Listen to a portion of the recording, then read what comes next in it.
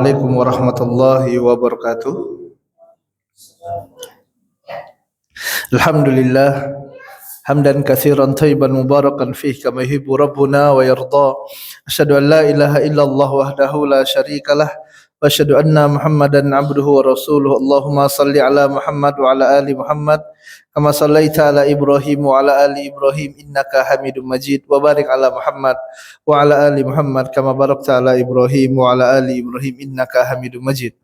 Allahumma la sahla illa ma ja'altahu sahla wa anta taj'al hazina idza syi'ta sahla. Allahumma 'allimna ma yanfa'una wanfa'na bima 'allamtana wa zidna ilman wa fahman. Allahumma ati nufusana taqwaha wa zakkiha anta khairu man zakkaha anta waliyuha wa maulaha. Allahumma inna na'udzubika min 'ilmin la yanfa' wa min qalbin la yakhsha wa min nafsin la tashba wa min da'watin la yustajabu laha. Allahumma aslih lana niyata wa zurriyata wal aqwala wal a'mala ya arhamar rahimin. Para tulab dan talibat kaum muslimin dan muslimat rahimani wa rahimakumullah. Alhamdulillah, segala puji dan syukur kita panjatkan kepada Allah. Salawat dan salam senantiasa tercurahkan kepada junjungan kita Nabi Muhammad sallallahu alaihi wasallam, begitu pula kepada keluarga, sahabat dan kepada umatnya yang istiqamah mengikuti sunnah beliau hingga hari kiamat. Pada malam hari yang berbahagia ini kita akan melanjutkan pelajaran kita dari pembahasan kitab Al-Usul Ats-Tsalatsah buah karya Syekh Muhammad bin Abdul Wahhab rahimahullahu ta'ala anhu, yang mana kita masih pada pembahasan dari usul yang ketiga, yaitu mengenal Nabi Muhammad sallallahu alaihi wasallam. Setelah beliau rahimahullah menjelaskan tentang dakwah dari Nabi Muhammad sallallahu alaihi wasallam adalah dakwah tauhid.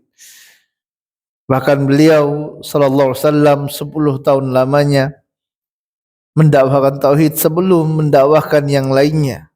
Muallif melanjutkan, wa ba'dal asri urija bihi ila samai wa furidat alaihi salawatul khams wa shalla fil Makkah 3 sinin wa ba'daha umira bil hijrati ila al Madinati. Dan setelah 10 tahun fokus dakwah beliau hanya pada tauhid saja, hanya mendakwahkan kepada mengesahkan Allah Ta'ala dan beribadah. Beliau sallallahu alaihi wasallam diangkat ke langit. Peristiwa ini kita kenal dengan Mi'raj. Dan ini terjadi pada tahun ke-10 setelah kenabian. Al-Rajih, yaitu pada pendapat yang lebih kuat insyaallah. Yang mana pada tahun ini pula Nabi sallallahu alaihi wasallam merasakan ataupun mendapatkan ujian yang teramat berat dari Allah Tabaraka wa Ta'ala.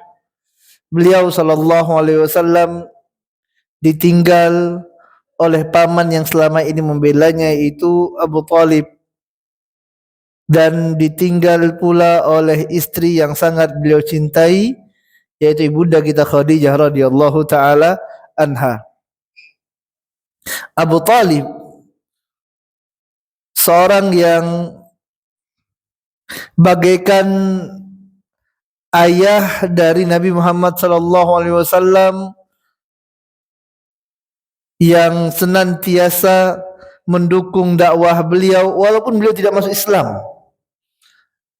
Akan tetapi beliau sangat mencintai Nabi sallallahu alaihi wasallam, sangat mencintai keponakannya ini.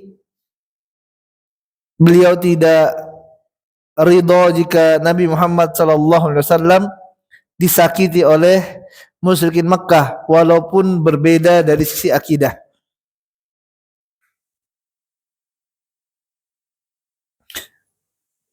Akan tapi setelah meninggalnya Abu Talib, maka musuh-musuh Allah mereka semakin menjadi dalam menyakiti Nabi Muhammad sallallahu alaihi wasallam. Dan pada tahun itu pula Nabi tercinta Muhammad sallallahu alaihi wasallam ditinggal oleh ibunda kita Khadijah radhiyallahu taala anha. Seorang istri salihah yang menyejukkan Nabi sallallahu alaihi wasallam, menenangkan Nabi sallallahu alaihi wasallam pada saat beliau merasa kesulitan, sebagaimana sewaktu Nabi sallallahu alaihi wasallam menerima wahyu untuk pertama kalinya. Nabi sallallahu alaihi wasallam ketakutan, kemudian mendatangi Khadijah radhiyallahu taala anha, kemudian Khadijah radhiyallahu taala anha menenangkan Nabi sallallahu alaihi wasallam. Beliau mengatakan, la yu'zikallahu abadan. Jangan khawatir, Allah taala tidak akan menghinakan engkau selama-lamanya, sehingga menjadikan Nabi sallallahu alaihi wasallam menjadi tenang perasaannya. Dan pada tahun itu pula ibunda kita Khadijah radhiyallahu taala anha dipanggil oleh Allah taala. Maka tentu Nabi sallallahu alaihi wasallam sangat kehilangan kedua sosok ini. Dan kehilangan ini menjadikan Nabi sallallahu alaihi wasallam sangat bersedih. Kemudian bersamaan dengan rasa sedih yang teramat sangat tadi, gangguan pun dari musyrikin Mekah semakin menjadi-jadi kepada Nabi sallallahu alaihi wasallam. Maka Allah taala dengan hikmahnya berkenan menghibur Nabi Muhammad sallallahu alaihi wasallam dengan kejadian yang begitu luar biasa. Diperlihatkan keindahan dunia, diperlihatkan makhluk-makhluk Allah taala yang luar biasa, dipertemukan dengan para nabi dan rasul, diperlihatkan wujud asli malaikat Jibril, melihat bagaimana luasnya bumi Allah, melihat bagaimana besarnya kekuasaan Allah taala.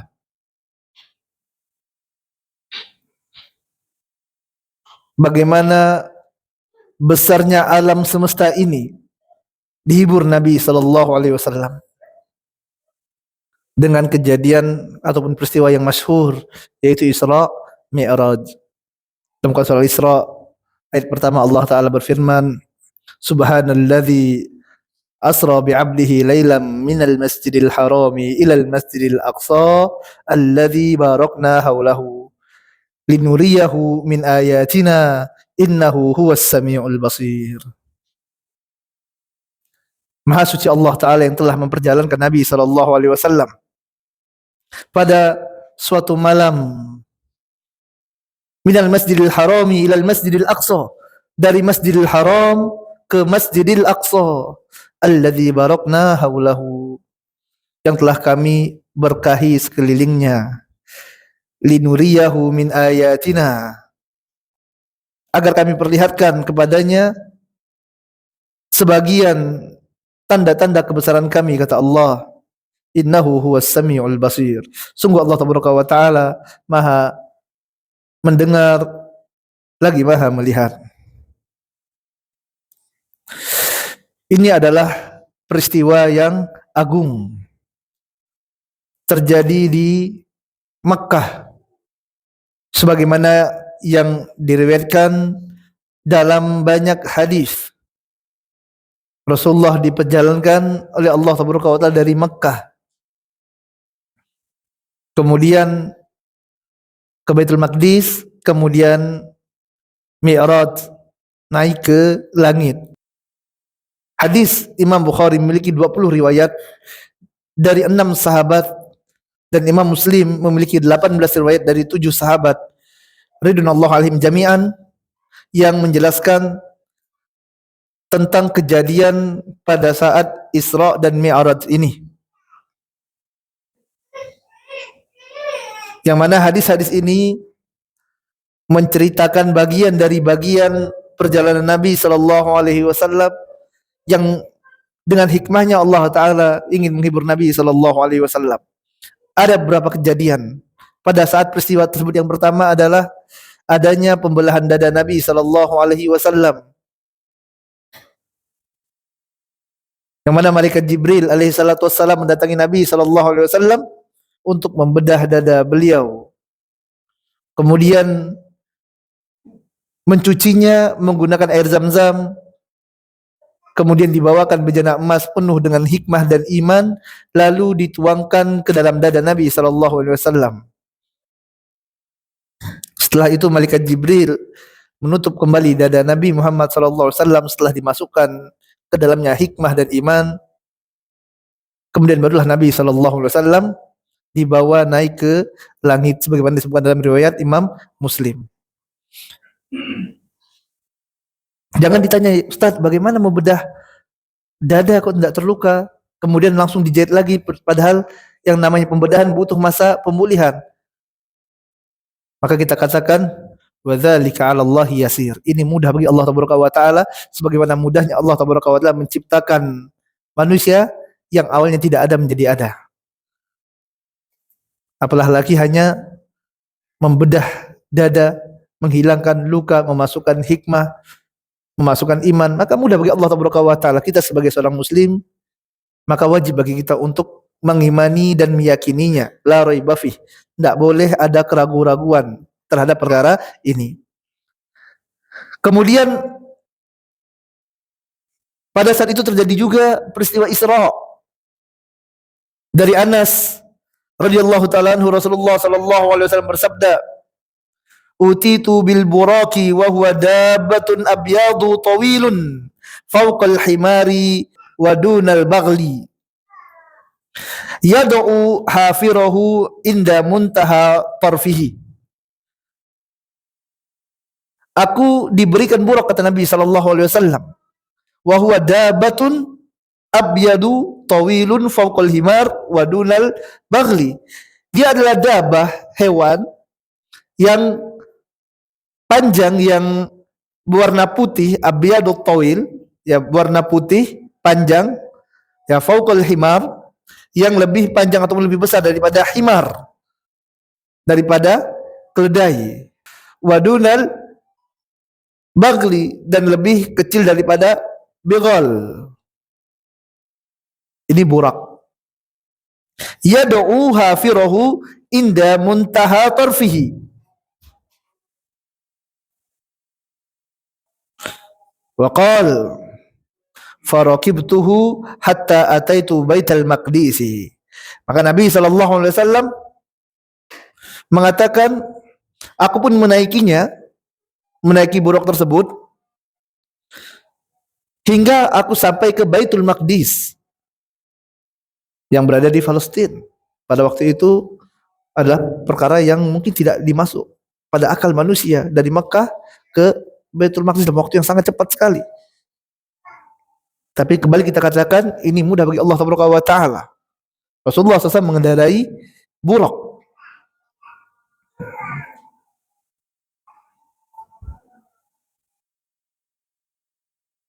Qal farabattuhu bil halqati allati yarbitu bihi al anbiya thumma dakhaltu al masjida fa sallaitu fihi rak'ataini.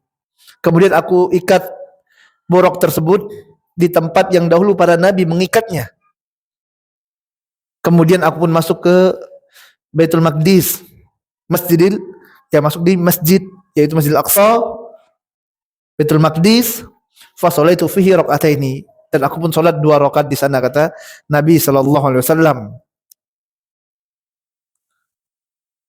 Kemudian setelah salat 2 rakaat, faja'ani Jibril alaihi salam bi ina'in min khamrin wa ina'in min labanin.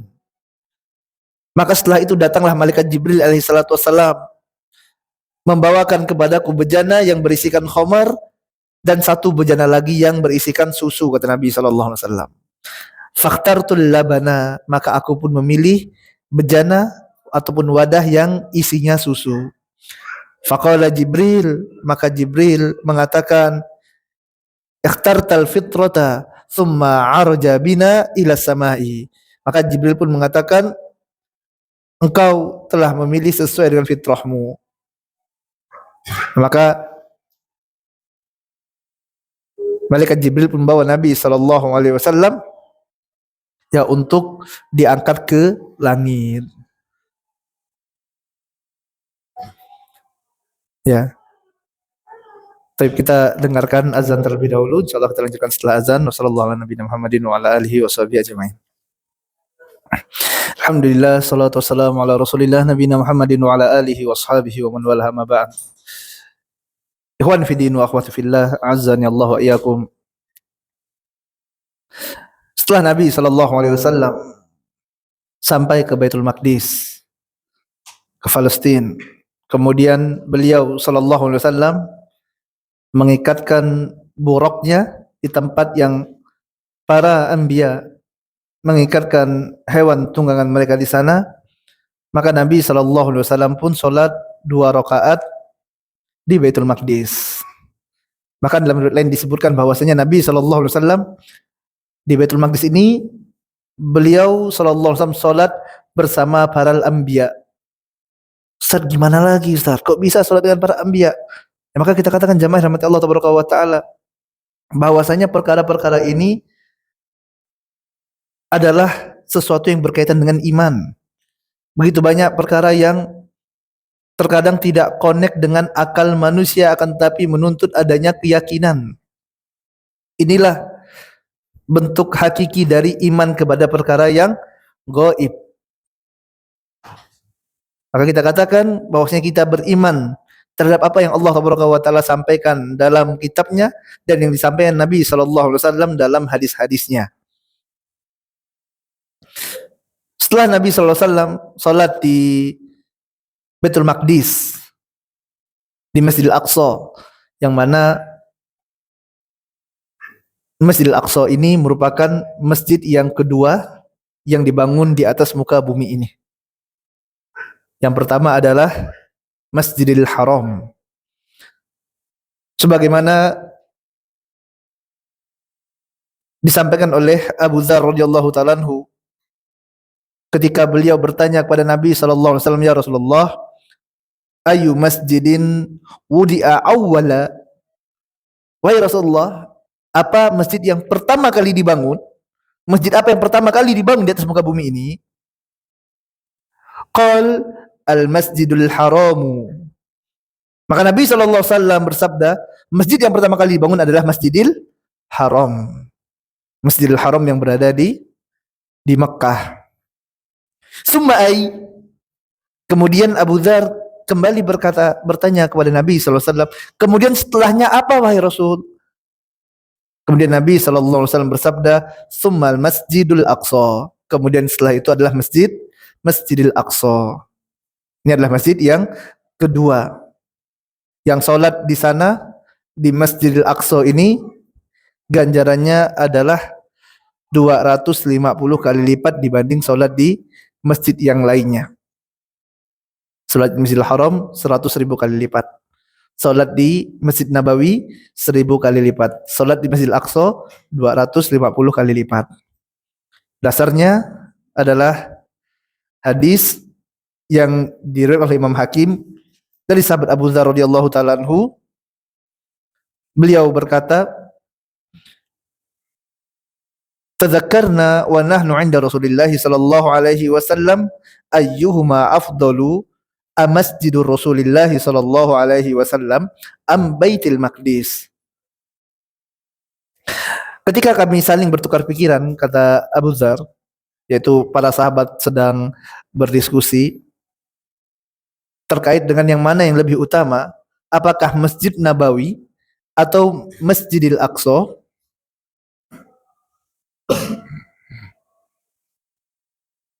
Faqala Rasulullah sallallahu alaihi wasallam, maka Nabi sallallahu alaihi wasallam bersabda,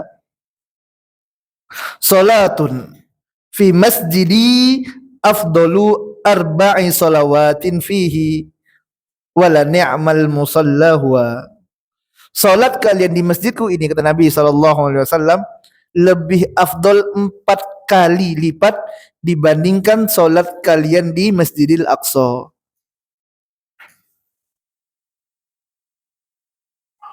Dan ini adalah tempat solat yang baik, kata beliau sallallahu alaihi wasallam. Artinya jika solat di Masjid Nabawi ini 4 kali, ya solat di Masjid Nabawi ini 4 kali lebih baik daripada solat di Masjidil Aqsa. Solat Masjid Nabawi itu 1000 kali lipat, maka solat di Masjidil Aqsa adalah 250 kali lipat. Ya, semoga Allah Ta'ala berikan kemudahan bagi kita semuanya untuk dapat solat di Masjidil Haram, Masjid Nabawi, dan Masjidil Aqsa. Amin Allahumma amin.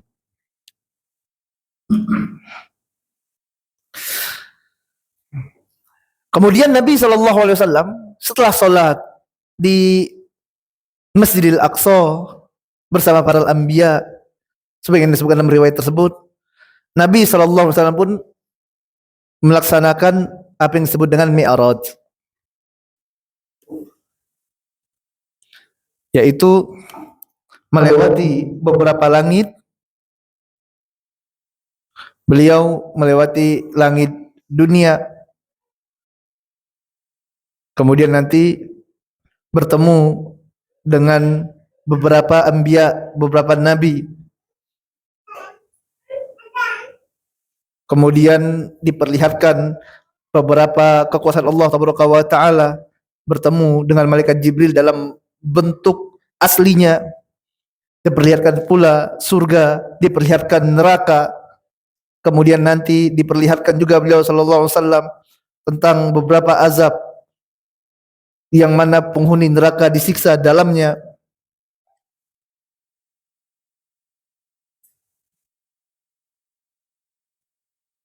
Bahkan beliau mendengar kalam Allah yang selama ini Allah Ta'ala mengutus Jibril sebagai perantara, dan pada saat Mi'raj beliau mendengar kalam Allah Azza wa Jalla.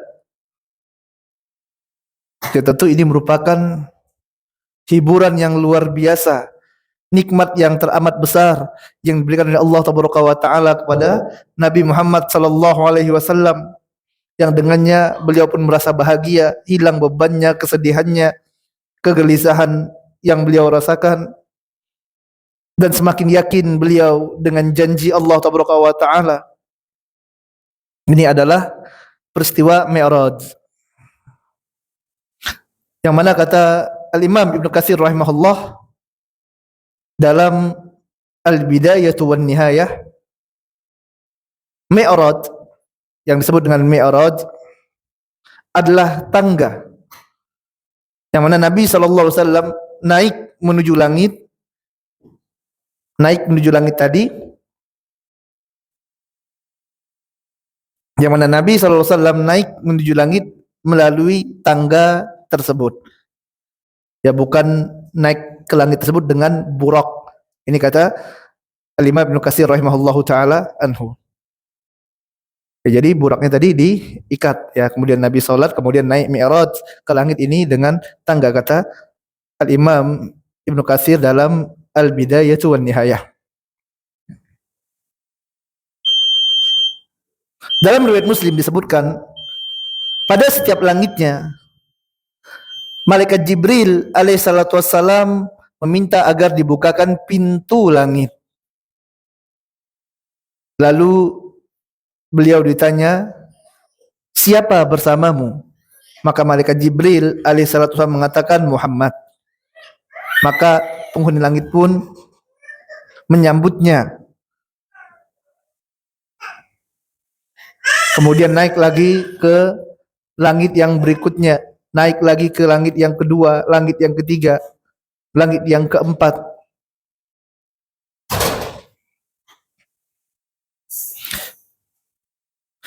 Di langit dunia, Nabi Muhammad SAW berjumpa dengan Nabi Adam alaihissalatu wassalam.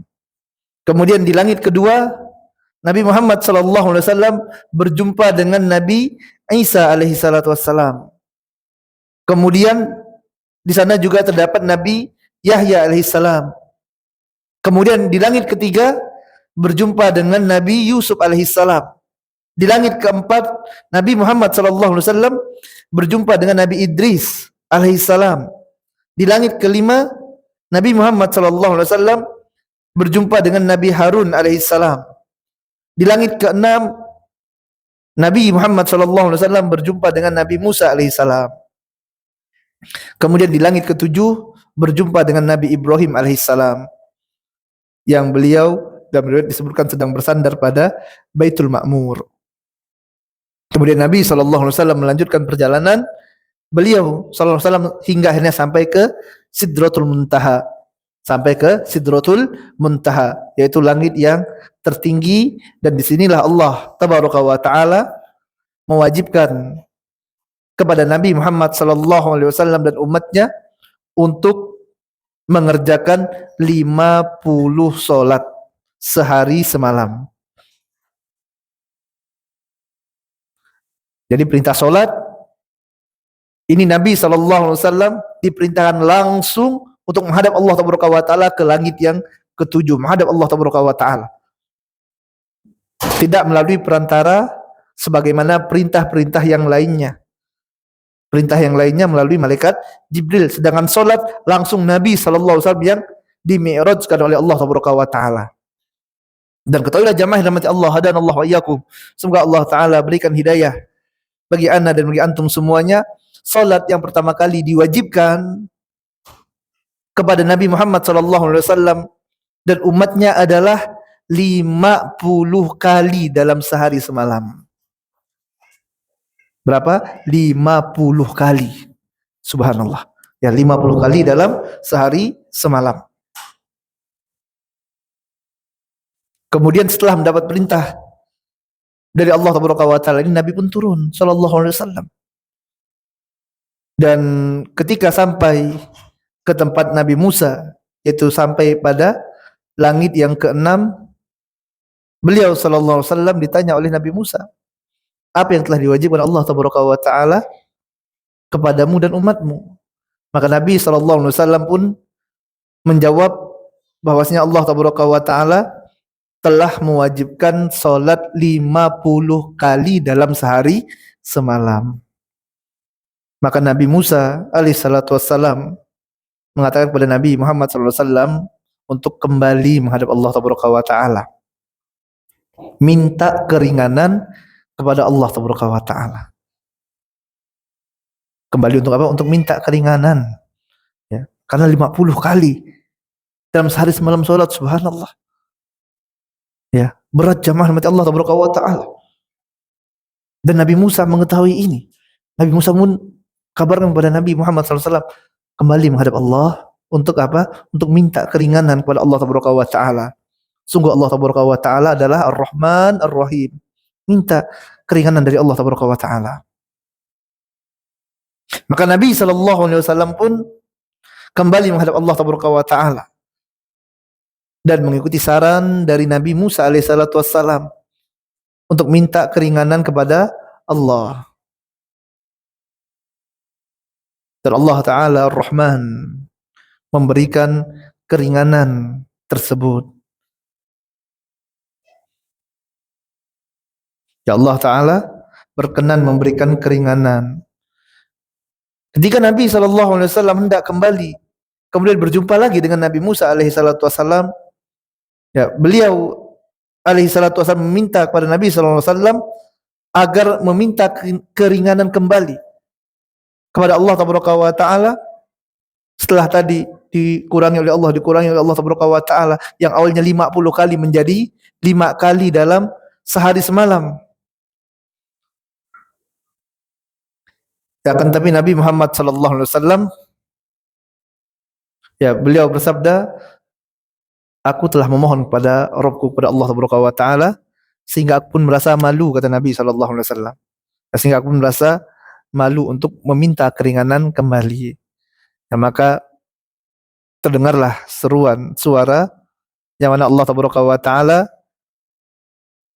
telah menetapkan yang aku fardukan dan aku telah memberikan keringanan kepada hambaku, kata Allah Taala. Dalam hadis riwayat Muslim nomor 163. Akhirnya jadilah salat yang awalnya 50 kali sehari semalam menjadi 5 kali saja dalam sehari semalamnya. Akan tapi jamaah rahmat Allah taala, 5 kali ini nilainya sama dengan 50 kali. Karena satu kebaikan, kata Nabi SAW, bagaikan apa? Asra amsalihah, 10 kali lipatnya. Jadi satu kali sholat bagaikan 10 kali sholat. 5 kali sholat sehari semalam bagaikan 50 kali sholat. Ini sholat jamaah rahmat Allah taala. Jazakallah khair.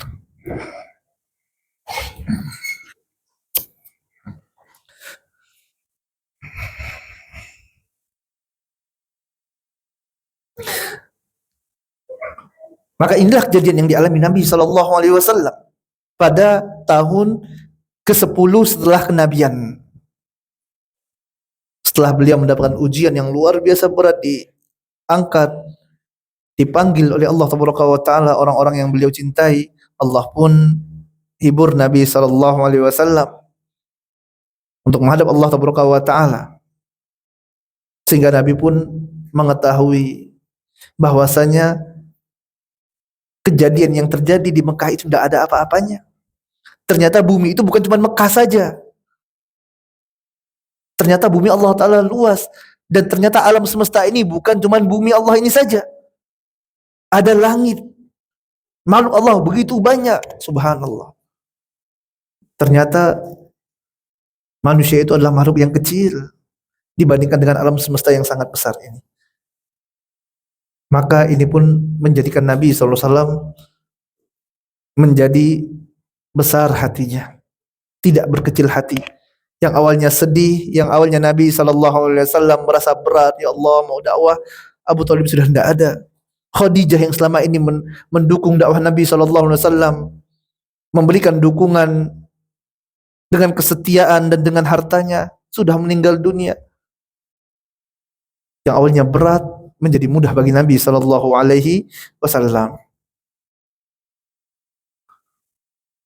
Qala muallif rahimahullah, wa ba'dal asri urija bihi ila sama. Dan setelah 10 tahun Nabi SAW diangkat oleh Allah Taala ke langit. Dan yang diangkat pada waktu itu adalah diri beliau SAW. Adalah Nabi Muhammad SAW, baik itu jiwa ataupun raganya. Dan ini adalah pendapat yang paling rojih, yaitu peristiwa Isra Mi'raj yang dialami oleh Nabi Muhammad SAW adalah jiwa dan raga Nabi SAW.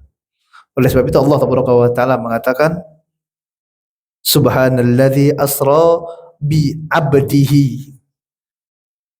Dan yang dimaksud dengan abdun, disebut dia abdun, hamba. Hamba itu adalah terdiri dari ruh dan jasad.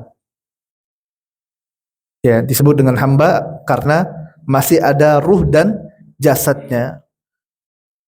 Maka yang diisrakan dan dimi'rajkan oleh Allah Taala adalah Nabi Muhammad SAW, jiwa dan raga beliau.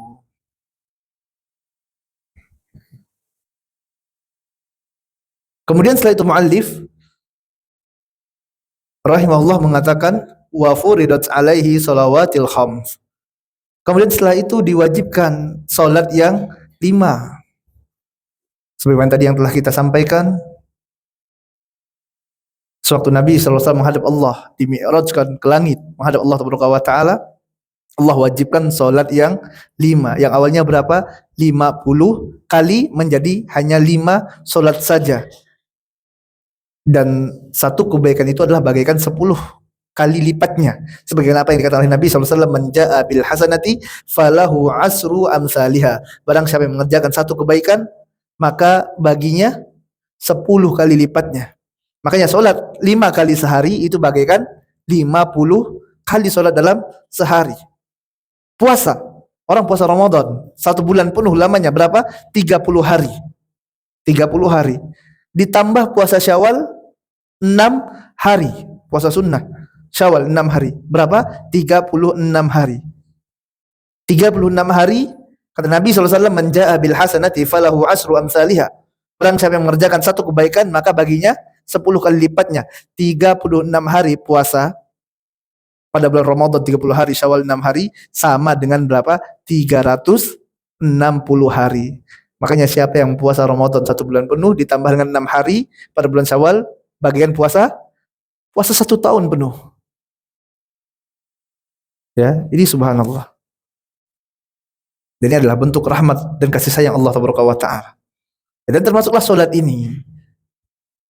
5 kali solat yang kita kerjakan sehari dan semalam ini bagaikan berapa? 50 kali solat sehari semalam. Yang ini adalah yang pertama diperintahkan oleh Allah Taala dahulu, yaitu 50 kali solat.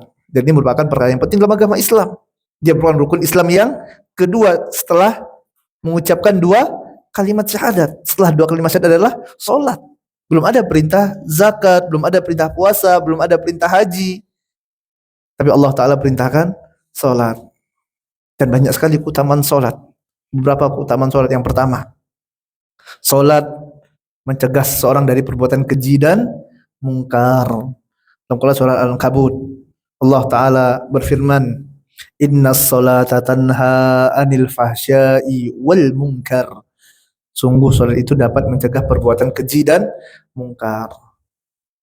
Ya, orang yang rutin solatnya, benar solatnya makbulah, diterima oleh Allah Taala, maka dia akan jauh dari perbuatan keji dan jauh dari perbuatan kemungkaran. Jika solatnya diterima oleh Allah Taala. Kemudian solat merupakan amalan terbaik kedua setelah 2 kalimat syahadat. Dari Abdullah bin Mas'ud radhiyallahu taala anhu, dia mengatakan, aku pernah bertanya kepada Nabi sallallahu alaihi wasallam tentang amalan apa yang paling afdol. Maka beliau sallallahu alaihi wasallam mengatakan, as-salatu li waqtiha. Itu salat yang dikerjakan pada waktunya. Kemudian Ibnu Mas'ud radhiyallahu taala mengatakan, lalu apa setelah itu? Maka beliau sallallahu alaihi wasallam mengatakan, birrul walidain, berbakti kepada kedua orang tua. Kemudian Ibnu Mas'ud kembali bertanya, apa setelah itu? Barulah beliau SAW mengatakan, jihad fi sabilillah, jihad di jalan Allah. Kemudian yang ketiga, solat merupakan amalan yang dapat membersihkan seseorang dari dosa dan dosa. Dalam hadis riwayat Bukhari, Nabi SAW bersabda, masalul salawatil khamsi kamasalin naharin jarin ghamrin ala babin ahadikum yaghtasilu minhu kulla yaumin khamsa marratin. Salat fardu yang sehari 5 kali kalian lakukan itu, kata Nabi SAW, bagaikan seorang yang dia memiliki rumah di tepi sungai, yang di depan pintu rumahnya air sungai mengalir, maka dia mandi sehari 5 kali di sungai tersebut. Lalu apakah masih ada tersisa darinya kotoran? Pasti orang ini bersih sekali. Artinya ini orang yang sholat 5 kali sehari. Bahkan sholat 5 kali sehari ini bagaikan berapa? 50 kali sholat dalam sehari semalam. Makanya jangan sampai lewat sholat ini. Dalam riwayat Muslim nomor 233, Nabi SAW mengatakan, as-salatul khamsu wal jum'atu ilal jum'ati wa ramadhanu ila ramadhana mukaffiratun ma bainahunna idza jtanabal kaba'ira. Salat yang 5 itu salat yang wajib yang 5 waktu. Kemudian salat Jumat yang 1 dengan salat Jumat yang lainnya. Puasa Ramadan yang 1 dengan puasa Ramadan yang lainnya. Mereka merupakan mukaffiratun ma bainahuma, penggugur di antara keduanya. Di antara satu solat dengan solat yang lain, di antara solat Jumat dengan solat Jumat yang lain, di antara puasa dengan puasa yang lain, dia merupakan penggugur dari penggugur dosa, kecuali dosa besar. Selama pelakunya menjauhkan diri dari dosa besar. Kemudian yang keempat, solat adalah cahaya di dunia dan cahaya di akhirat. Dari Abdullah bin Amr radhiyallahu taala anhuma, suatu ketika Nabi SAW membicarakan tentang solat, lalu beliau SAW bersabda, "Man hafadha 'alaiha kanat lahu nuran wa burhanan wa najatan yaumal qiyamati." Nabi SAW bersabda, barang siapa yang dia menjaga solat yang 5, solat wajib dia jaga, solat subuh, zuhur, asar, maghrib, isya dia jaga, solat yang 5 yang wajib tadi, kanat lahu nuran wa burhanan, maka solat itu akan menjadi nur, menjadi cahaya baginya, wa burhanan, dan burhan, bukti bagi dirinya, wan najatan, dan keselamatan baginya yaumal qiyamah, pada hari kiamat. Dengan solat yang dia jaga, tentunya setelah dia benar tauhidnya kepada Allah Taala, setelah dia bersyahadat asyhadu an la ilaha illallah asyhadu anna muhammadar rasulullah, dia jaga solatnya, maka ini akan menjadi cahaya, bukti, dan keselamatan bagi pelakunya pada hari kiamat.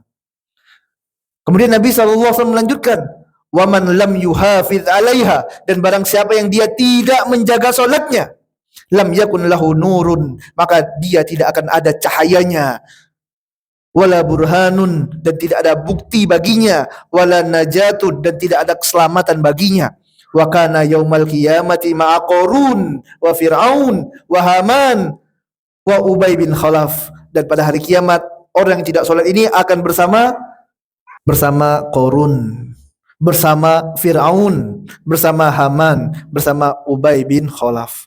Ini orang yang tidak menjaga sholatnya. Kemudian yang kelima, orang yang menjaga sholat akan ditinggikan Allah Ta'ala derajatnya dan dihapuskan dosa-dosanya. Ditinggikan derajatnya oleh Allah Ta'ala. Nabi SAW bersabda, alaika bi kasratis sujudi fa innaka la tasjudu lillahi sajadatan illa rafa'akallahu biha darajatan wa hatta anka biha khati'atan. Hendaklah engkau memperbanyak sujud, kata Nabi SAW. Hendaklah engkau memperbanyak sujud. Karena sesungguhnya tidaklah seorang sujud kepada Allah Taala dengan satu kali sujud illa rafa'akallahu biha darajah, melainkan akan Allah Taala angkat baginya derajatnya. Satu kali sujud Allah tinggikan satu derajatnya dan dihapuskan padanya satu dosanya. Setiap kali sujud ditinggikan derajat, dihapuskan dosa. Makanya Nabi SAW perintahkan untuk berbanyak sujud.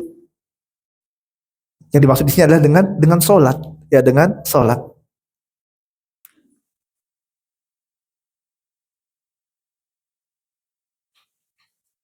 Bahkan tidak hanya sholat, tadi sholatnya ya, sujud ditinggikan derajat, dihapuskan dosa. Bahkan jamaah rahmati Allah Ta'ala, hadanallahu ayyakum, semoga Allah Ta'ala berikan hidayah bagi ana dan bagi antum semuanya. Langkah kaki orang yang pergi sholat, tadi sholat, ini baru pergi sholat, setiap langkahnya ditinggikan derajat, dihapuskan dosa. Ini subhanallah. Nabi SAW bersabda, man tatahharu fi baitihi thumma masya ila baiti min buyutillahi liyaqdiya fariidatan min faraidillah kanat khutwatahu ihdahuma tahuttu khati'atan wal ukhra tarfa'u darajatan. Barang siapa yang dia telah bersuci di rumahnya, dia sudah wudu di rumah wudu, kemudian dia berjalan kaki pergi ke masjid, summa masya ila baitin min buyutillah, pergi ke rumah dari rumah-rumah Allah Ta'ala, maka Allah Ta'ala, ya, dia pergi ke masjid untuk mengerjakan sholat, liyaqdi faridatan min faraidillah. Dia pergi ke masjid untuk apa? Untuk mengerjakan sholat dari sholat-sholat yang diwajibkan oleh Allah Ta'ala. Maka tidaklah setiap langkah kakinya Allah Ta'ala akan hapuskan dosanya, dan setiap langkah kakinya Allah akan tinggikan derajatnya. Ruwah Muslim, ya, di surah Imam Muslim. Tidak hanya sholatnya, ternyata langkah kaki pergi ke masjid juga meninggikan derajat dan menghapuskan dosa. Makanya ada salah seorang sahabat Nabi sallallahu alaihi wasallam yang rumahnya jauh dari masjid.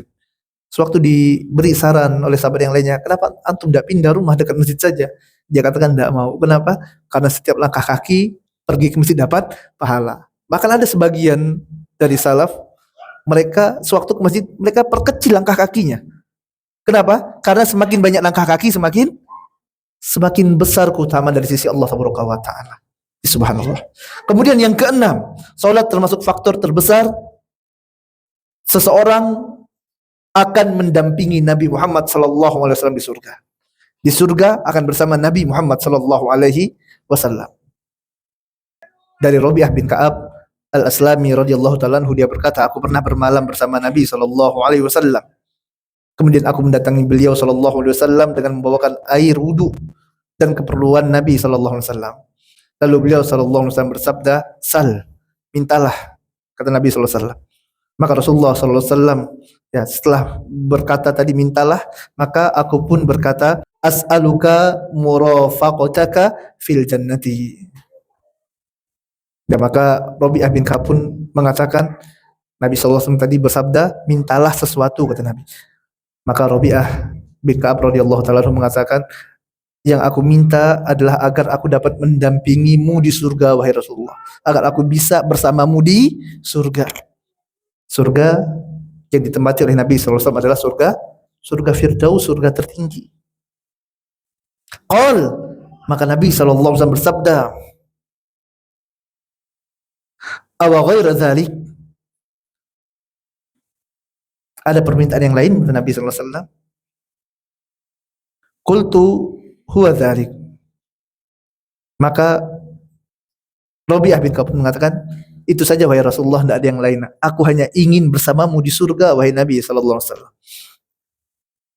Qal, maka Nabi sallallahu alaihi wasallam bersabda, fa'inni ala nafsika bi kasratis sujud. Maka tolonglah aku untuk engkau agar dapat memenuhi apa yang kau inginkan tadi dengan apa? Dengan memperbanyak sujud. Kata Nabi SAW. Dan yang dimaksud dengan memperbanyak sujud di sini kata para ulama adalah dengan memperbanyak solat. Ya, perbanyak solat. Tentu kita ingin bersama Nabi SAW di surga. Di antara caranya adalah dengan apa? Perbanyak solat jamaah rahmati Allah Subhanahu wa taala. Dengan memperbanyak solat.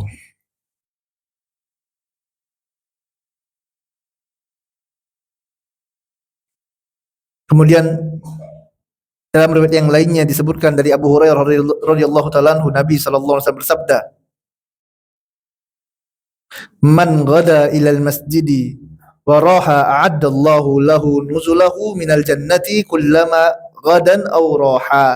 Barang siapa yang dia pergi ke masjid di waktu pagi dan sore hari, maka Allah taala menyiapkan untuknya hidangan dari surga setiap kali dia pergi di pagi dan sore hari. Dia ke masjid, pagi sore pergi ke masjid, dekat dengan masjid, cinta dengan masjid, salat di masjid, maka telah disiapkan hidangan baginya di surga. Subhanallah. Di antara keutamanya juga, ini keutamaan yang besar, ya, keutamaan dari salat, yaitu orang yang keluar rumah untuk salat seperti orang yang keluar rumah untuk mengerjakan haji. Ini subhanallah.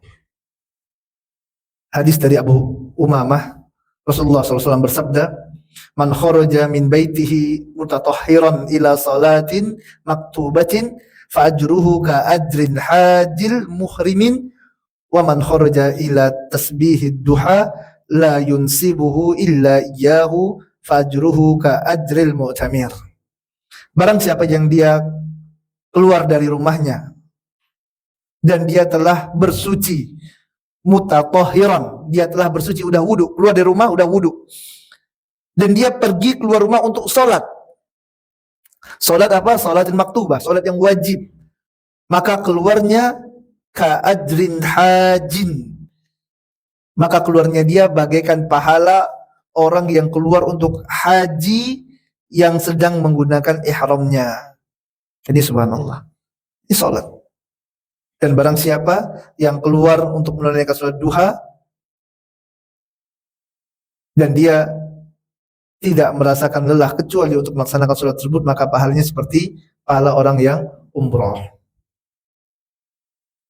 Ini salat jamaah rahmat Allah Taala. Inilah salat yang Nabi sallallahu alaihi wasallam sampai dimi'rajkan oleh Allah Taala tadi. Allah berikan perintah langsung kepada Nabi sallallahu alaihi wasallam. Amal yang sangat penting. Bahkan para ulama mengatakan tidak ada amalan jawarih, amalan yang tidak berkaitan dengan i'tiqad. Su'ubul jawarih, karena nanti ada cabang keimanan itu ada su'ubul i'tiqadi, berkaitan dengan keyakinan. Kalau berkaitan dengan keyakinan banyak. Orang berkeyakinan sholat tidak wajib, keluar dari Islam. Berkeyakinan puasa tidak wajib, keluar dari Islam. Ini berkaitan dengan su'ub qalbiyah. Su'ub i'tiqadi, keyakinan. Kalau dia yakin zina itu halal, katanya padahal Allah haramkan, keluar dia dari Islam kalau tidak ada penghalangnya, jika terpenuhi syarat-syaratnya. Adapun terkait dengan su'ubul jawarih, cabang yang berkaitan dengan amal anggota badan, kata para ulama, tidak ada satupun amalan yang dapat mengeluarkan seorang dari Islam kecuali apa? Kecuali sholat, kecuali dia tinggalkan sholat. Dan dalil yang digunakan oleh para ulama sangat kuat sekali. Di antaranya adalah hadis Nabi sallallahu alaihi wasallam yang diriwayatkan Imam Muslim. Rasulullah SAW mengatakan, "Inna bainar rajuli wa bainas syirki wal kufri tarkas salat." Sungguh di antara seorang muslim, batasannya dengan orang musyrik dan kufur adalah salat. Dalam riwayat yang lain, Nabi SAW bersabda, "Al-ahdul ladzi bainana wa bainahum as-salah, faman tarakaha faqad kafar." Perjanjian di antara kami dengan mereka, kata Nabi SAW, adalah salat. Barang siapa yang meninggalkan salat, maka dia telah kafir, kata Nabi Muhammad SAW. Makanya salat ini perkara yang penting. Ya, di sini kami ingin menyampaikan tentang apa? Pentingnya salat. Jangan pernah diremehkan salat ini. Ya, ini salat yang Nabi SAW diangkat oleh Allah Taala, dimi'rajkan, Allah Taala berikan perintah salat ini. Jadi awal syariat salat ini semuanya 2 rakaat. Subuh 2 rakaat, zuhur 2 rakaat, asar 2 rakaat, maghrib saja yang 3 rakaat. Kemudian isya 2 rakaat. Ya, ini di awalnya. Kemudian setelah hijrahnya Nabi SAW barulah ya salat zuhur jadi 4 rakaat, salat asar jadi 4 rakaat, salat isya jadi 4 rakaat. Ini setelah hijrahnya Nabi SAW ke Madinah. Dan ini berlaku untuk apa? Untuk yang mukim. Adapun yang safar, maka kembali kepada asalnya, yaitu menjadi 2 rakaat. Subuhnya 2, zuhurnya 2, asarnya 2, maghribnya 3, isanya 2 rakaat.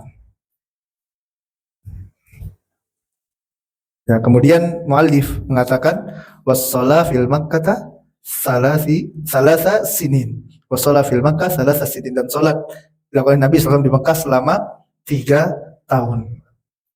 Jadi pada tahun ke-10 diwajibkan salat, tahun ke-13 setelah kenabian, maka Nabi SAW hijrah ke Madinah. Artinya di Mekah Nabi SAW salat itu adalah sebanyak 3 tahun sebelum hijrahnya beliau ke Madinah sallallahu alaihi wasallam.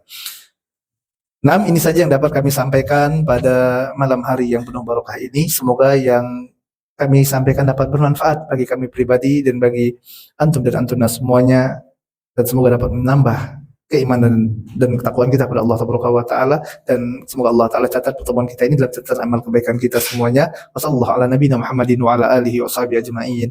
Wa akhiru da'wana walhamdulillahirabbil alamin. Subhanakallahumma wa bihamdika asyhadu an la ilaha illa anta astaghfiruka wa atubu ilaik. Assalamualaikum warahmatullahi wabarakatuh.